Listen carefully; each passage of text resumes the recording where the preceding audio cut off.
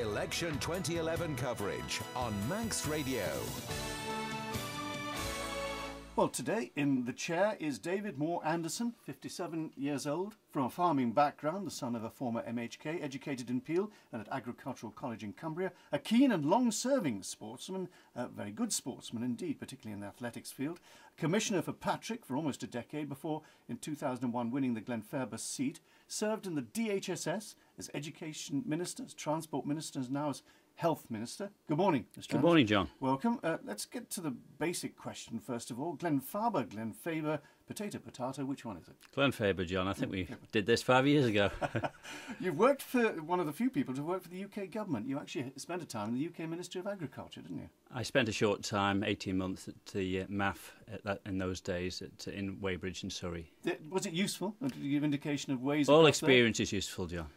As Health Minister, you just missed being involved in the reciprocal health row, though you did get to sign the new one, didn't you? I did indeed. Which was very useful. Timing is the secret, Mr. Anderson. But let's go to Richmond Hill. Now, you were the Transport Minister when the Richmond Hill scheme went through. That's been criticised a great deal. Do you still think it was a good idea? I think it was a very good idea. I think we have to recognise that at that particular time, Richmond Hill was the highest black spot for accidents on the island. Despite not being on the TT course, there was a considerable number of accidents there. The road was giving problems in that the road banking, if you like. But is it any better now? I believe it's substantially better, and I think time will tell. I think there were two other areas that demonstrate this in the past. Both of those were on the TT course, Windy Corner and Brandish as well, and both of those have substantially reduced from the number of accidents on them, and hopefully this will happen again. It's been demonstrated on Richmond Hill, and also you have to recognise it was a very dangerous entrance into the home for rest-rolled horses. They've put up a sort of 2-foot bank now because drivers didn't feel safe coming down the hill. That must indicate surely something intrinsically wrong with the design, isn't it? Well, I don't know about that. I don't think there's been any accidents as a result of that, but maybe it gives drivers peace of mind. In 2006, if I can quote you, you said agriculture is looking for an upturn in fortune. Did it get it?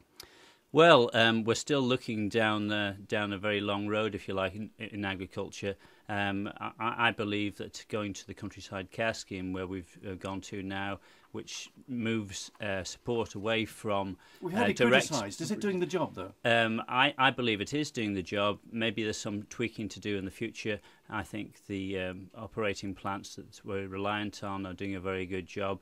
We've just got to get into more niche markets with our products. The VAT issue. Would you accept that the government in the last 20 years has had the luxury of getting more VAT than it actually deserved to get, and therefore the success of that government must be probably down to that in part? I believe that the VAT agreement was entered into and agreed by the two governments.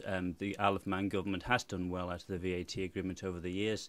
And fortunately, through that, we've been able to develop our infrastructure substantially over the last 20 years. Have we done enough? I think we've done very well. We could always do more. We've got some more infrastructure we should be upgrading. It'll take time to do that. But I think if you look what's happening round about us and the world round about us, I think the Isle of Man economy has done exceptionally well with the money we've got.